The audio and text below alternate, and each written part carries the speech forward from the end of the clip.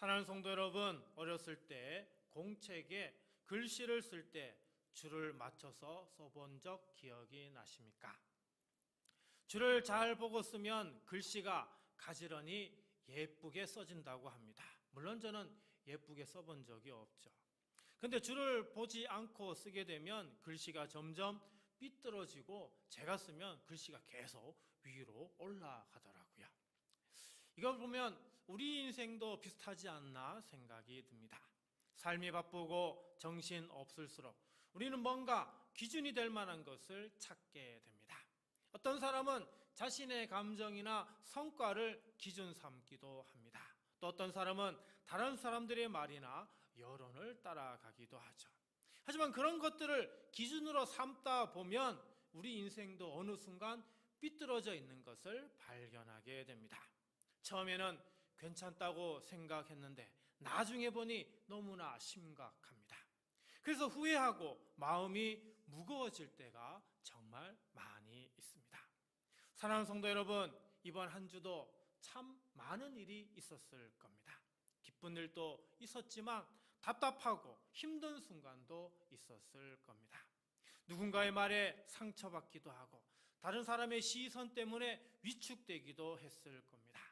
그럴 때 여러분은 어떤 기준을 따라 말하고 행동하셨습니까?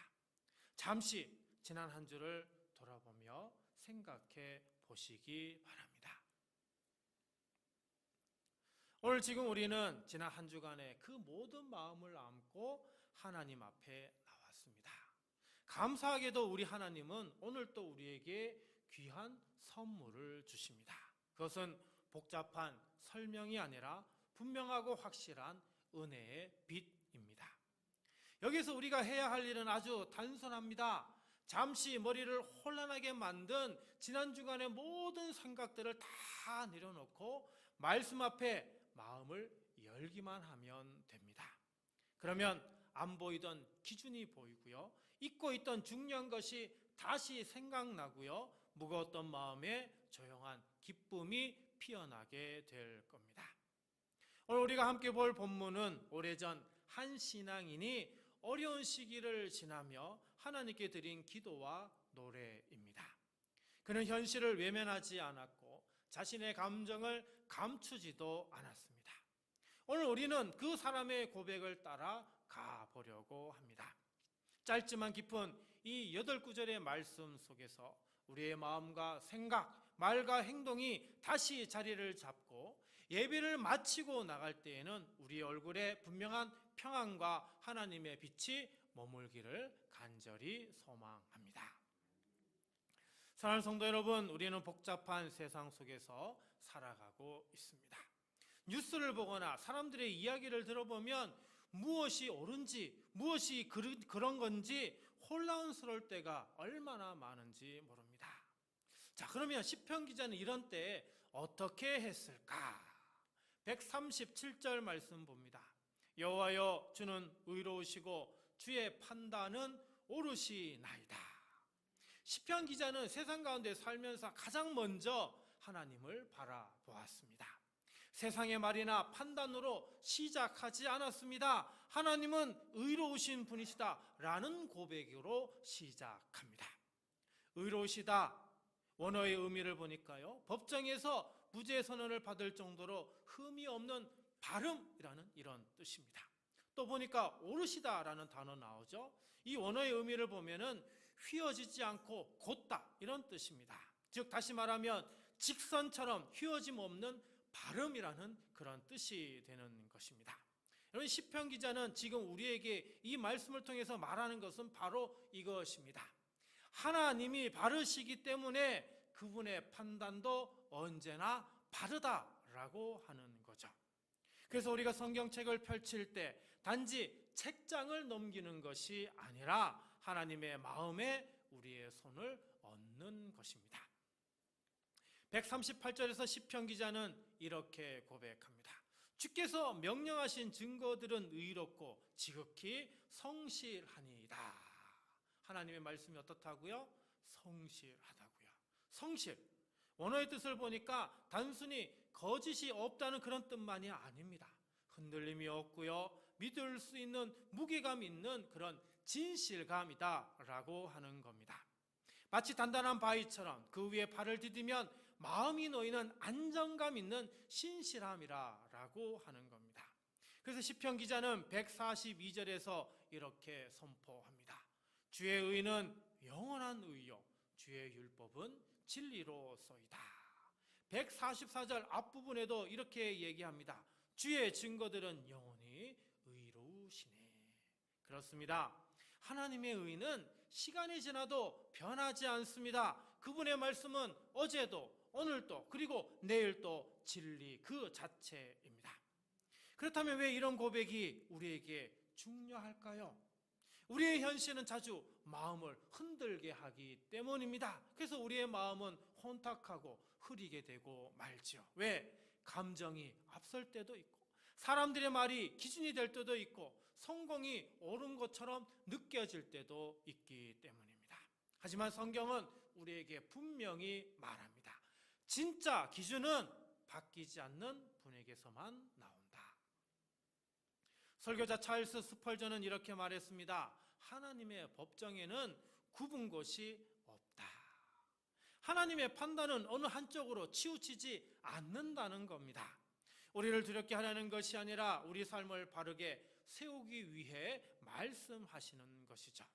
그래서 성경은 자기 자신을 이렇게 소개합니다. 여호와의 율법은 즉 하나님의 말씀은 완전하여 영혼을 소성시키며 주의 말씀은 내 발의 등이요 내 길의 빛이시니이다. 아버지의 말씀은 진리니이다. 그렇습니다. 하나님의 진리는 차갑고 딱딱한 것이 아닙니다. 하나님의 진리는 우리를 살리는 정말 따뜻한 빛이 되는 것이죠. 그래서 의라는 말은 단순히 선한 행동을 뜻하지 않습니다. 의는 하나님과 우리 사이의 관계를 바르게 세우는 언약의 신실함인 것이죠. 하나님과의 관계, 이웃과의 관계, 돈과 시간, 정직과 양심에 이르기까지 모든 걸 바르게 세우는 힘, 그것이 바로 하나님의 의라는 겁니다. 그리고 그 의가 담겨 있는 것이 바로 하나님의 말씀인 것이죠. 요즘 도시는요, 표지판도 많고요, 길도 많고요, 어두움을 밝히는 조명도 넘쳐납니다. 우리 둔포 테크노밸리 그렇죠? 그런데도요, 방향을 찾지 못하는 사람들이 많습니다. 제가 길을 잘 찾는다고 하는데 처음 들어보는 곳 찾으려고 그러면 어떻게 가야 되는지 모릅니다. 그래서 이제는 저도 길 정말 잘 알아보는 저도 내비게이션 없이는 찾아가기가 너무나 힘든 시대입니다. 근데 이 내비게이션조차 가끔 길을 몰라서 헤매는 경우가 종종 있습니다. 왜 그럴까요? 업데이트가 바로바로 되지 않아서입니다. 우리 영혼도 마찬가지입니다. 정기적인 업데이트가 필요합니다. 그것이 바로 하나님의 말씀과 의로 우리의 기준을 다시 세우는 일인 겁니다. 문학가 C.S. 루이스는 이렇게 말했습니다. 굽은 선이 있다는 것은 곧은 선이 있다는 증거다. 세상이 아무리 뒤틀려 보여도 낙심하지 마십시오. 왜? 우리는 곧은 선 대신은 하나님만 붙들면 되기 때문입니다. 정직이 손해처럼 느껴질 때, 사과하는 것이 지는 것처럼 느껴질 때, 믿음이 외롭고 약해 보일 때, 곧은 선, 곧은 길 대신은 하나님을 꼭 붙드시기 바랍니다. 하나님은 그런 사람을 통해 세상에 의의 빛을 비추어 주십니다. 시편 기자는 144절에 다시 이렇게 고백합니다. 주의 증거들은 영원히 의로우시네. 그렇습니다. 말씀은 진리입니다. 하나님은 의로우신 분이십니다. 그러므로 우리의 다음 한 걸음은 그분의 말씀 위에 놓여야 합니다. 사랑하는 성도 여러분, 억울한 상황에서, 유혹 앞에서, 중요한 결정을 해야 할 갈림길에서 여러분은 무엇을 기준으로 삼으시렵니까? 중요한 결정을 앞두고 먼저 말씀을 조용히 되뇌어 보십시오. 그 말씀이 여러분의 마음과 말, 그리고 그 선택의 방향을 바로 잡아줄 것입니다. 하나님의 의와 말씀을 붙들고 우리 삶의 방향을 다시 세워나가기를 간절히 기도드립니다. 사랑하는 성도 여러분, 시편 기자는 이렇게 고백합니다. 139절 말씀 봅니다. 내 대적들이 주의 말씀을 잊어버렸으므로 내 열정이 나를 삼켰나이다. 자, 여기 보니까 새로운 단어 하나가 눈에 띕니다. 열정이라고 하는 단어인데요. 이 단어의 뜻은 화나 분노가 아니라 하나님을 사랑하는 마음에서 나오는 거룩한 열정을 의미합니다. 사랑하면 그냥 지나칠 수 없습니다. 부부 사이에 사랑이 있다면 나의 상대가 아플 때 나도 같이 아픕니다.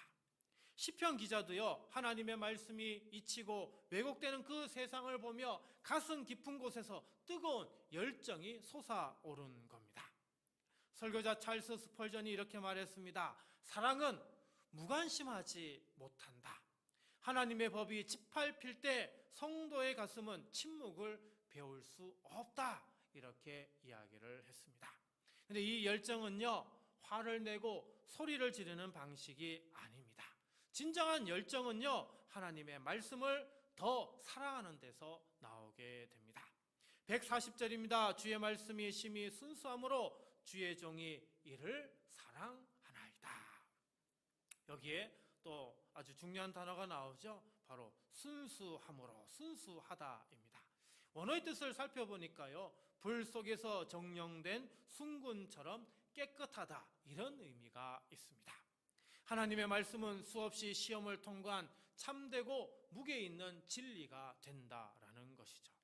그래서 참된 열정은 세상의 소리를 더 크게 외치는 것이 아니라 하나님의 말씀을 더 깊이 붙드는 것입니다. 정연된 말씀은 스스로 빛나고 스스로 감동을 줍니다. 우리는 단지 그 빛에 우리의 마음을 열기만 하면 되는 것이죠. 141절입니다. 내가 미천하여 멸시를 당하나 주의 법도를 잊지 아니하였나이다. 여러분, 이 고백은요, 매우 솔직하고 겸손합니다. 저는 작습니다. 사람들에게 무시당합니다. 그래도 하나님의 말씀만은 잊지 않겠습니다. 이렇게 자신의 작음을 인정하는 겸손한 마음에서 거룩한 열정이 자라나는 거죠. 종교개혁자 요한 칼뱅은 이렇게 말했습니다. 하나님은 낮아진 심령을 통해 자신의 영광을 드러내신다. 우리가 낮아질 때 하나님은 그 빈 마음에 자신의 힘과 은혜를 채워주시는 거죠. 근데 현실은 어떻습니까? 현실은 만만치 않습니다. 143절입니다.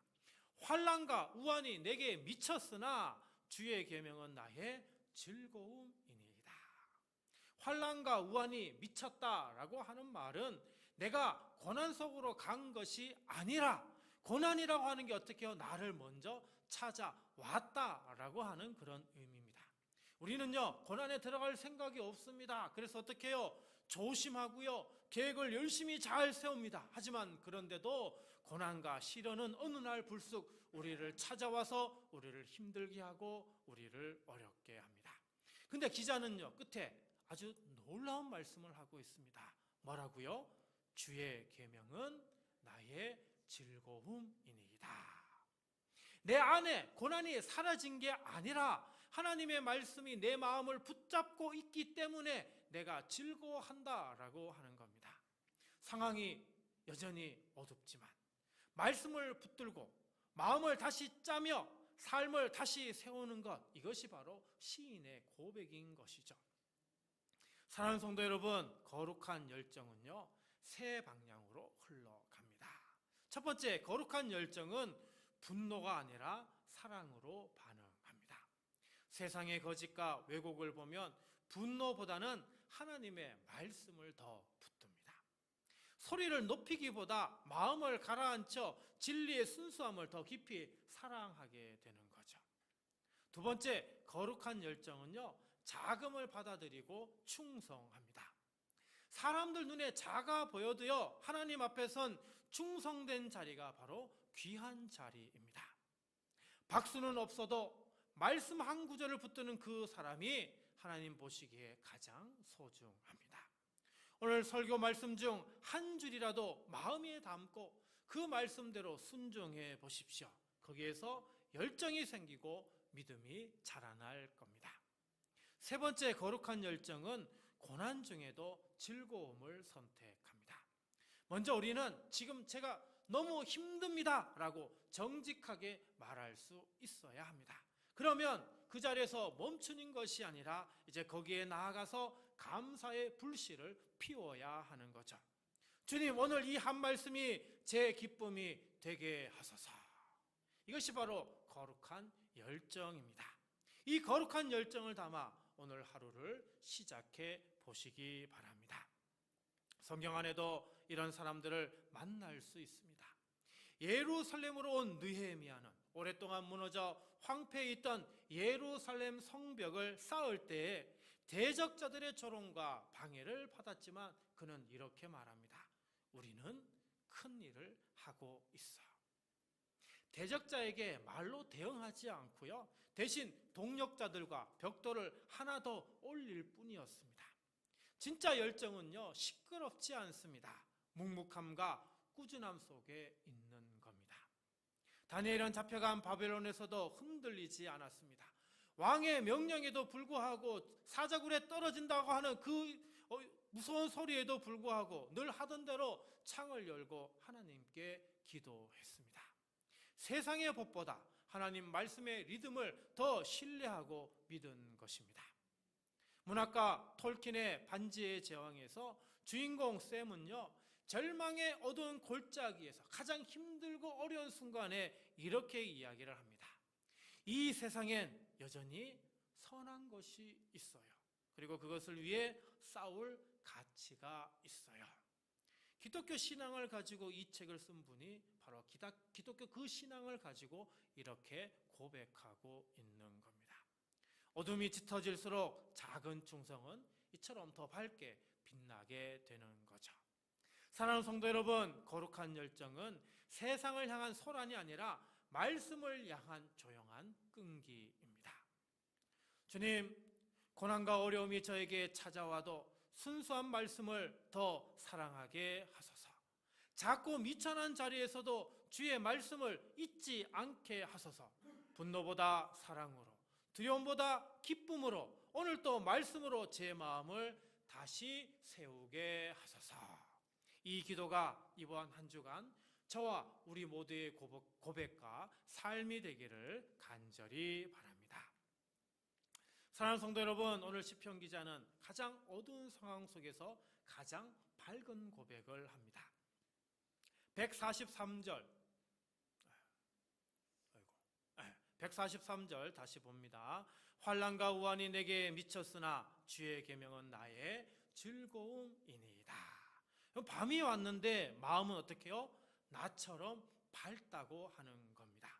어떻게 이런 고백이 가능할까요? 그 이유는 앞절에 있습니다. 140절입니다. 주의 말씀이 심히 순수함으로. 사람의 말은 섞이고 흐려질 수 있지만 하나님의 말씀은 순도 높은 금처럼 정결하고 깨끗합니다. 그래서 아무리 상황이 어두워도 그 말씀을 가슴에 품으면 마음이 다시 밝아질 수 있는 겁니다. 사랑하는 성도 여러분, 정련된 말씀을 사랑하면 우리의 감정도 달라집니다. 세상 밖에서는 폭풍이 몰아쳐도 내 안의 기압은 말씀을 통해 안정을 찾게 되죠. 예레미야 15장 16절에서 예레미야 선지자도 고난 가운데 이렇게 고백합니다. 주의 말씀은 내게 기쁨과 내 마음의 즐거움이오나. 시편 119편 103절도 말씀합니다. 주의 말씀의 맛이 내게 어찌 그리 단지요 내 입에 꿀보다 더 다니이다. 사랑하는 성도 여러분, 왜 이런 고백이 가능할까요? 하나님의 말씀은 우리를 정죄하려는 칼이 아니라 우리를 일으키고 회복시키는 지팡이요 복음이기 때문입니다. 우리 삶을 짓누르는 짐이 아니라 숨을 쉬게 하는 은혜의 호흡이기 때문입니다. 시편 기자는 여기서 멈추지 않습니다. 144절에서 그는 마지막 기도로 나아갑니다. 주의 증거들은 영원히 의로우시니 나로 하여금 깨닫게 하사 살게 하소서. 짧지만 참 깊은 기도입니다.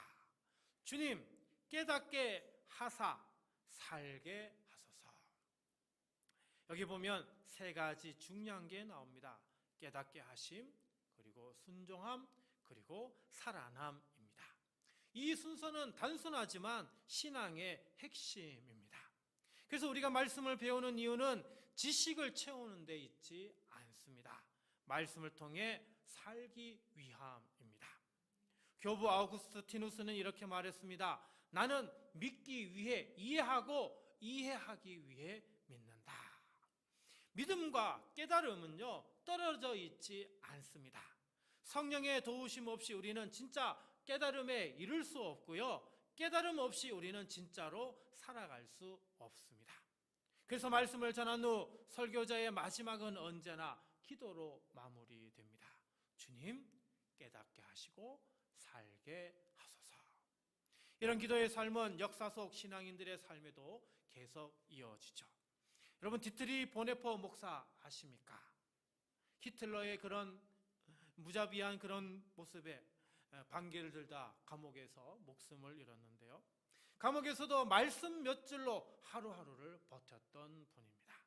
그의 편지에는요, 불평, 원망, 짜증 이런 것이 하나도 없고요. 그 힘든 감옥 속에서도 늘 찬양이 넘쳐났습니다. 존 버년의 책 철로 역정속 순례자는요, 말씀의 약속으로 자기에게 짊어진 그 무거운 짐을 벗고 생명의 길로 한 걸음 한 걸음 앞으로 나아갔습니다. 왜일까요? 진짜 말씀을 붙드는 사람의 기쁨은 환경이 좋아서 생기는 그런 기쁨이 아니라 하나님의 약속을 믿는 데서 오는 참된 기쁨이기 때문입니다. 사랑하는 성도 여러분, 혹시 지금 환난과 우환이 먼저 여러분을 찾아왔습니까? 그렇다면 오늘 시편 기자의 고백처럼 여러분 이 순서를 따라 기도해 보시기 바랍니다. 먼저 정련된 말씀을 붙드십시오. 주님, 주의 말씀은 순수합니다. 자, 그리고 즐거움의 고백을 올려 보십시오. 주의 계명은 제 즐거움입니다. 마지막으로 이 기도로 마무리하십시오.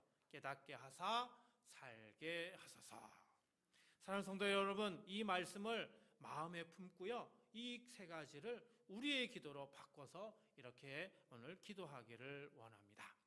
의로우신 주님, 환난과 우환이 저희 삶에 먼저 찾아와도 정련된 말씀으로 저희 마음을 다시 깨끗하게 하소서.